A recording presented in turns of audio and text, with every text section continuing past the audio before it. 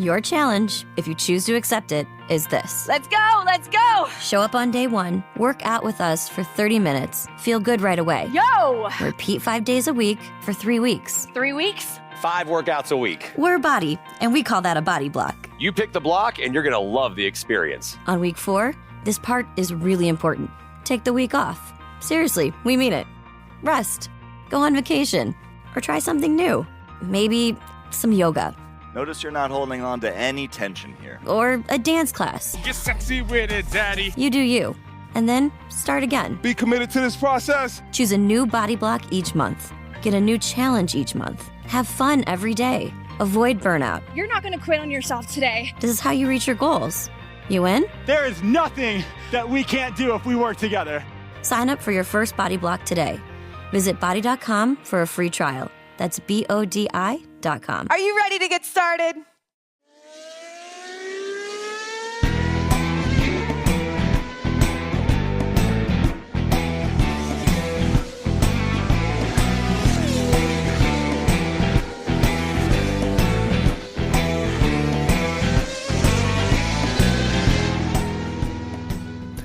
Welcome back, everyone, to the Inside Line F1 podcast for the Saudi Arabian GP preview. And this one is just going to be a dramatic one because Saudi Arabia, this circuit is just so fast and it has this ability to captivate drivers and bring them very close to the barrier.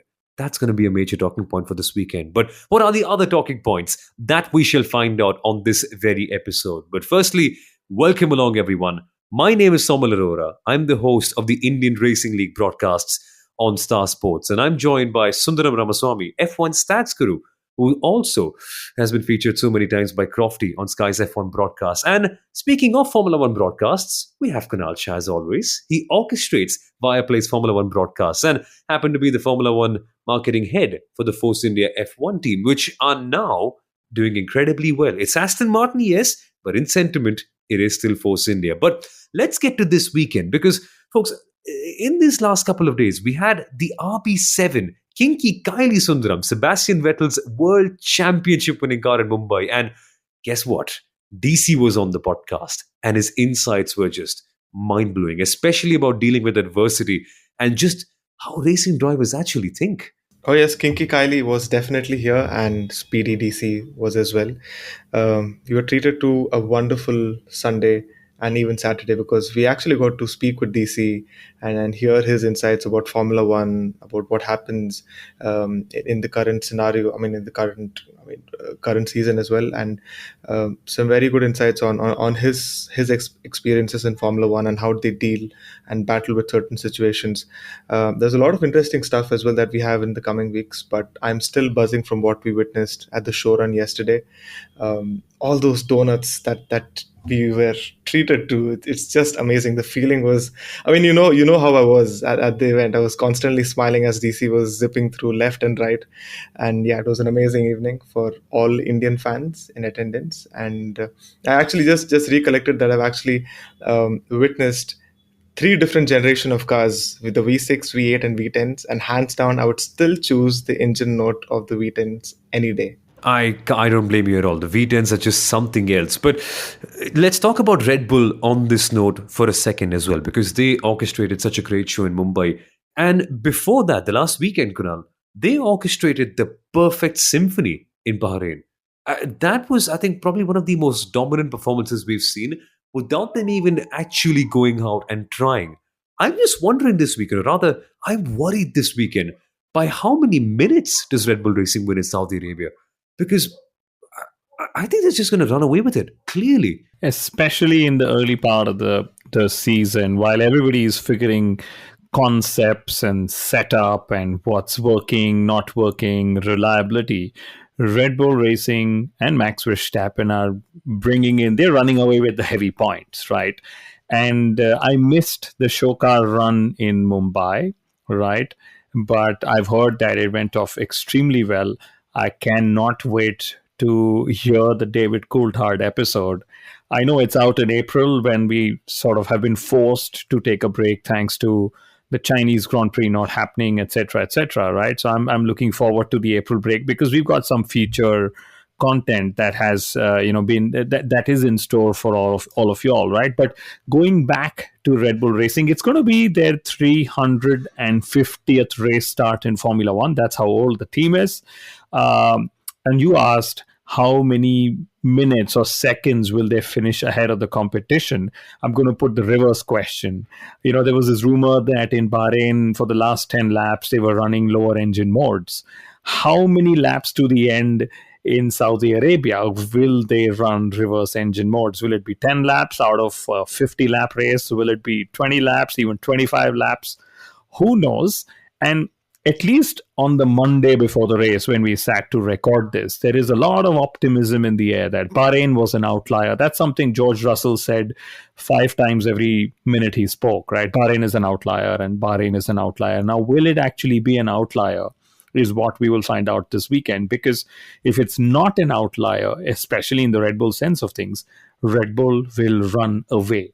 Now, if it is an outlier, then the expectation is that Ferrari, maybe even Mercedes, maybe even Aston Martin will be up front and closer to the Red Bull. But at this moment, it just seems like speculation. It just seems like this is something we are supposed to do. Is this something we are supposed to believe?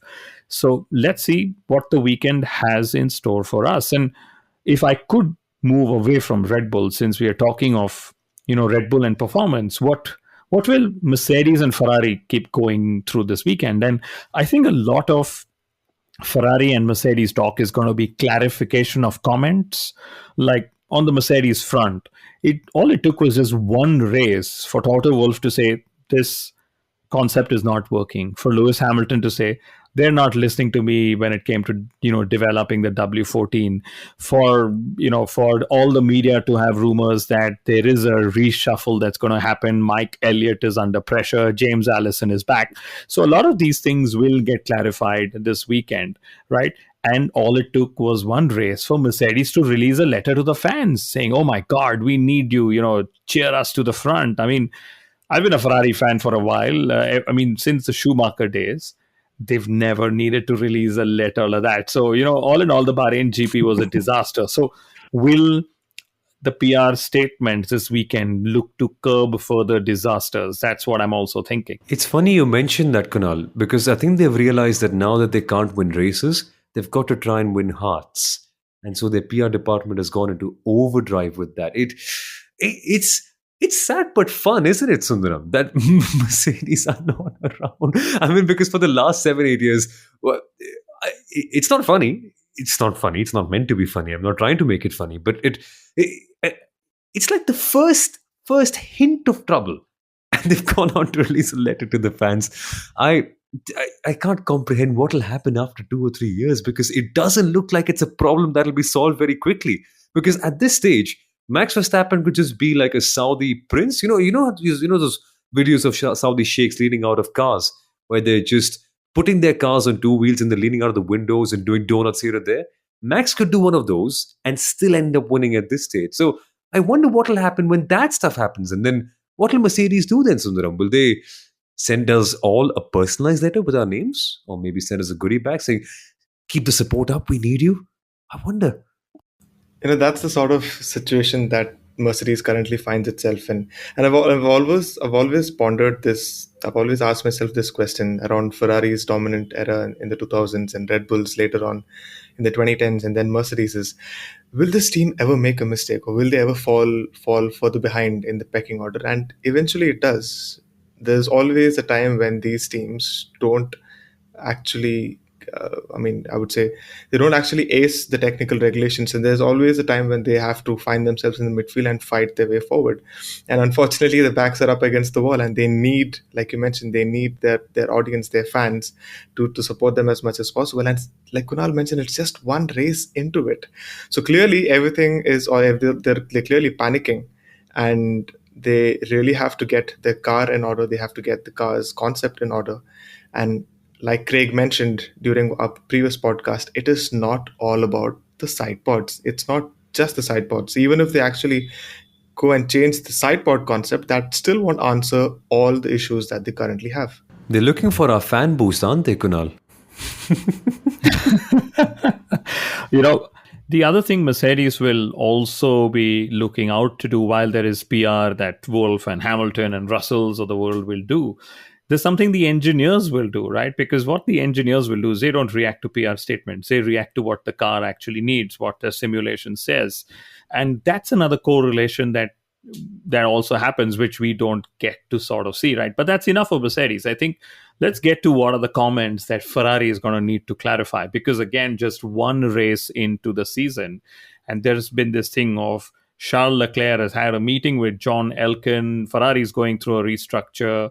Lots of Ferrari engineers are applying to rival teams for jobs because everybody's going to sort of find that, maybe they're going to make the cart, not make the cart. So I expect Leclerc and Vasseur to sort of need to clarify these restructuring statements, because Laurent Mekies and several other big names are doing their rounds, right? But of course, the big question is going to be that while you look out for what the restructure is going to be, will Leclerc's first possible grid drop come at the second race of the season itself? And very funnily, when Leclerc had his retirement last race in Bahrain, his dashboard, and I love these modern day Formula One cars. You can read the dashboards. You can zoom in and read what comes up. His dashboard said pit to refuel, or was it pit to refill, I think, right? So very interesting. Again, a lot of comments will sort of be going towards that clarification. And then Carlos Sainz, he said he was bouncing there. So what was that about? So, I expect these setup related changes, which is what Vasseur said, that we actually lost out because of setup. I expect these changes, I expect these comments to be clarified as the weekend progresses. About the Ferrari engineers, have they only just realized that they should leave? I think they're a bit late, no, Sundaram? Should we tell them that maybe the ship has sailed and the time has gone past? Because after the pace on the first race, it's a little scary actually, because whenever, in every Formula One circle that you have this chat with every fan that you speak to, with every article from every journalist who's been on the ground that you have a word with, it's just confusing about what's missing in Ferrari's long run pace. And when you add Charles Leclerc's problems with the penalties as well, and then that the matter has been escalated to John Elkann, things are just going horribly wrong. And now I'm wondering, there is a gap, a space that needs to be filled, a void that can be converted from just a one-night stand into a proper championship fight. Aston Martin are around. This is the first time we properly get to verify it. And it's funny, isn't it? Where I think we'll treat every round as a verification round because we just can't believe that this is happening. Yeah, so although it's the second race of the season, the questions are still valid as if the pecking order still is. We know that Aston Martin has pace. We saw that in Bahrain, but they're still going to ask that question in this weekend as well, because you don't know what Ferrari and Mercedes are up to. I would be very disappointed if we don't see Ferrari and Mercedes actually fighting with Red Bull for podiums and wins. And that actually, like you mentioned, is a good void for Aston Martin to fill. But the one main question that I'm actually going to ask for Aston Martin is, will they finally score points in Saudi Arabia? Because they've not done that in the last 2 years. In 2021 and in 2022, 8 teams have scored in Saudi Arabia, one of which is actually Williams, and the other is Aston Martin. Also, their drivers, Fernando Alonso and Lance Stroll, have not scored. So it's basically, they're going to start from scratch in Saudi. That is so interesting, right? Just that stat is why we love F1 Stats Guru. Coming to Aston Martin, whether or not they sort of are in the fight or not, right? The main question, again, another rumor that we will see clarified is, and I don't know who's leaked the rumor because it seems like the wildest of rumor, right? But the fact is, Mercedes will be told, Mercedes as in the group Mercedes that owns Mercedes-Benz and sort of is an investor in the Mercedes Works team, has said that if Mercedes Works Formula One team, basically the team that Hamilton and Russell drive for, is not able to challenge Red Bull Racing, then they should turn their energies towards the green Red Bull, which is 20% owned by Mercedes as well, Aston Martin, right? And this, I just feel it's a very weird rumor, whoever came up with it, but there will be some clarifications towards this rumor as well, that will the Works Mercedes team actually prioritize the customer team and taking the battle to a Red Bull Racing and Max Verstappen? I don't think this is, even worth pursuing as a question. It's a silly one, but media has its own way of creating stories, and that's what we are in. Like I said, Aston Martin, the global brand, the car brand, 20% is owned by Mercedes, right? Although the car almost 100% looks like a Red Bull racing car, right? It is still 20% owned by a Mercedes, right? But literally, coming into this weekend, of course, there's Max Verstappen and everybody else, but I'm pretty sure, given the performance that we've seen and the performance upswing we've seen with Aston Martin, right? It's Fernando Alonso that we all are waiting to see what he does. He's like that anti-hero who's now the hero. Can he take the battle? How much of the battle can he take? What if he has a clean race? Is he the savior that Formula One needs when Red Bull is dominating? And can you imagine if we actually didn't have an Alonso in 2023 doing what he's sort of done only in one race, right? Because everybody's saying Vettel is probably sitting by the sidelines wondering, oh my God, did I just give up on a car which was gold? But the truth is, you need an Alonso to literally, take the car by its neck and squeeze every second of it or every millisecond of it, as we've seen him doing. And I've got a stat. It could be Fernando Alonso's 100th podium in Formula One this weekend. And the first time since 2013 that he has back-to-back podiums at a Grand Prix. So lots to cheer for this weekend. It'll be nice to see him getting his 100th podium in a night race, because if I'm not wrong, his 50th podium was also in a night race in Singapore 2008. Controversial, but still a night race. The first night race in Formula One. But that's a very interesting point that you made, Kunal. And I'm actually starting to wonder right now, with Ferrari undergoing so much in terms of organization and team structure as well, Mercedes not having a quick enough car, and probably Red Bull suffering the impacts of having lesser time in the wind tunnel, could Aston Martin actually challenge for the title somewhere in second half of the season? Well, if you're to believe Red Bull Racing, they say no, because apparently, according to them, what they've lost in wind tunnel time, they've gained in momentum and motivation. Sure. Okay. Fair enough. Well, really, Kunal, can that ever happen? Just to what extent does just motivation? Because it's the most subjective thing in the world, right? Motivation can change in a second. There are scientific theories that prove that motivation can literally change with small basic things like chocolates or if you're Eric Booley at McLaren, Freddos as well, if you remember that old little rumor as well. So what extent does it really matter, and how big of a boost will having Lance Stroll be back for the team as well, for Aston Martin's motivation? I mean, having the owner's son around can always work both ways, right? You don't know what he's looking, what he's watching, etc. But all in all, I mean, a great recovery for Stroll to have done what he's done, especially after what was revealed of his injuries and leading up to the preseason test and leading up to the opening round in Bahrain. So fantastic stuff for him. But very interestingly, you both have done something that Formula One wants us to do, which is to forget the fact that last year there was a missile attack on the Friday, right? Now, I'm making sure that Formula One almost never forgets that there was a missile attack and we still had a race. I'm making sure you guys and everybody listening never forgets that. So, here's something. Formula One made almost $500 million worth of profit last year. Have they bought anti-missile systems, or will they be bringing anti-missile systems to Bahrain just to safeguard the circuit and the sport and the race while it happens? I mean, yes, Saudi Arabia is the world's fastest street circuit as they are marketing it. But I think we should also, as fans, market if it's the world's most dangerous street circuit. I mean, pun intended in every way.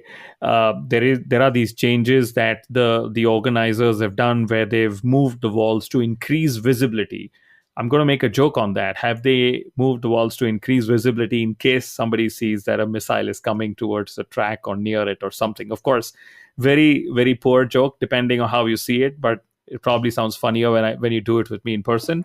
And very interestingly, we spoke of media. Will the media, accredited media, be actually allowed to ask the drivers if they feel safe in Jeddah?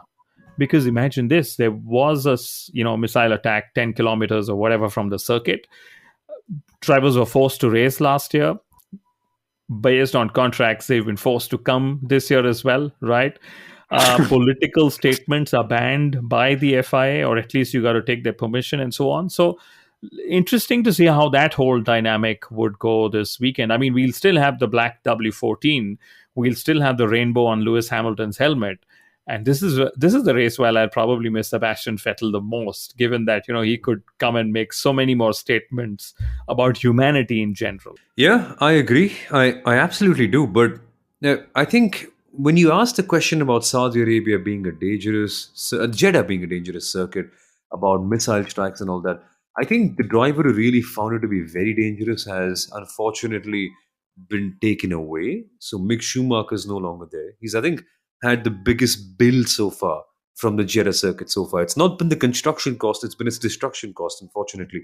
But it's the point is not Mick. The point is, Sundaram, that this circuit in qualifying is brilliant because it is fast, it is flowing. I remember 2021, watching the cars at that circuit in qualifying, it was just like watching trams go on rails, but the speed was accelerated by 300 times, something quite like that, because it's the best qualifying session of the year for that very reason. Formula One cars at their limits, the way they dive into corners, the way they slingshot past that final chicane before we get to the long D, unintentional, yes.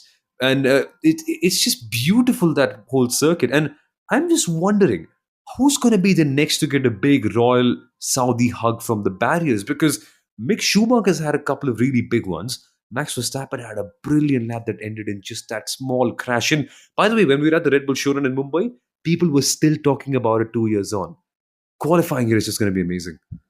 Oh yeah, if you keep aside all the politics of the country, the track genuinely is a beautiful one. It's super fast, the second quickest circuit of all time, the quickest street circuit, and there's just so much that's happening through a lap. Just swift direction changes, and it actually tests the driver's mental focus and agility as well. And I would like to actually quote Julian Palmer here, who's come up with a great way of actually navigating street circuits. He says that you have to be alert on a street circuit. Good that you told me. I actually was planning not to the next time I went there, so I'll keep that in mind. Yeah, that's great insights for all the 20 drivers that we have this weekend. But I'm actually going to make a very bold prediction now that we don't have Nicholas Latifi and we don't have Mick Schumacher as well. It's kind of difficult to choose actually who's going to be the first driver in the barriers. I hope they don't do that. But the fact is, this track is so tricky and also dangerous. We've actually seen a lot of retirements in the last two races. In 2021, I think only 14 drivers managed to cross the finish line, and in 2022, it was even lesser. It was actually 13 drivers. So it's also a race of attrition, many times due to collisions, accidents, and few times also due to mechanical issues. But I am actually going to make a bold call and say that one of the top three teams, someone from the top three teams or top four teams now, is actually going to smash into the barriers. Ooh. What if it's during qualifying? That'll make things even trickier. For some strange reason, I don't know why I keep going back to Carlos Sainz for this. I don't know why. He had a tricky qualifying in 21 as well, I remember. He's just not able to find the grip at all. It's a tough circuit, this one. And that makes me worried about the rookies, Kunal, vicariously. Because for someone, okay, not Nick de Vries, because he's done a little bit of street racing before, but Oscar Piastri, right? Not at this speed. Actually, same for Nick de Vries as well. He's not done at this speed ever. So, as Mick Schumacher has proven in 2021, it is a tough track for rookies to come to. And it just helps that McLaren had a bad race in Bahrain so that the spotlight gets taken away. But the challenge will be amazing. And also the psychology of the DRS racing. Because remember last year, Verstappen and Leclerc had to do the after you, sir, kind of thing as well. Because you don't want to be the first person up ahead.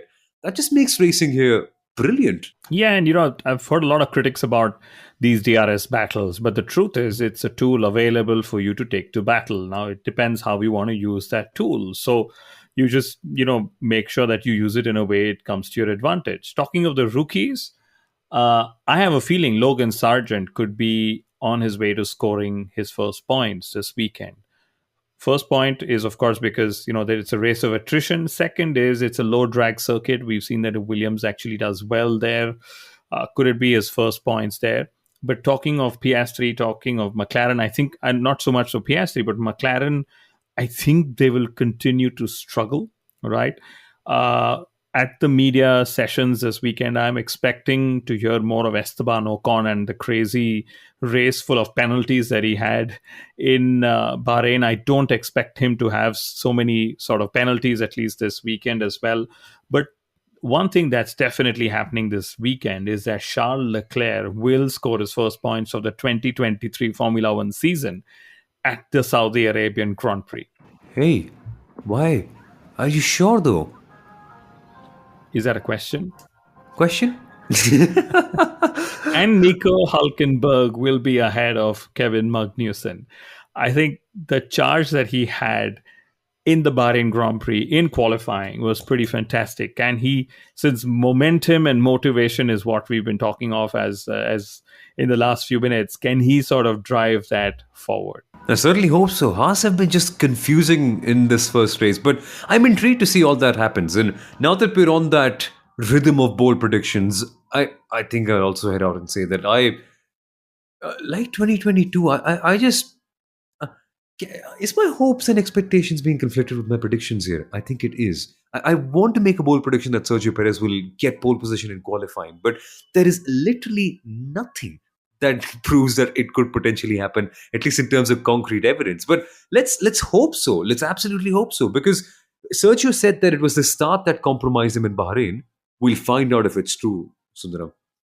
Oh, Sergio Perez could actually put the car on pole if Max Verstappen actually keeps it straight and on the track at the very last corner during qualifying.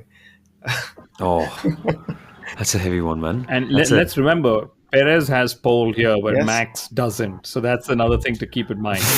It's true. He doesn't. Yeah. But it's outrageous to see how things are playing out that way.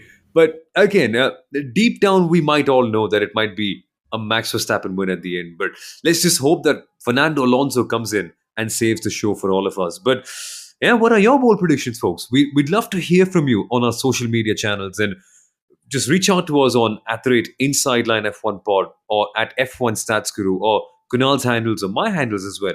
We can check out in the description. But thank you so much for listening to us. We'll be back with the race review on Monday and a lot of fun episodes, including the one with David Coulthard and a special one with Driven International in April as well. So stay tuned, enjoy the weekend, and we shall see you soon.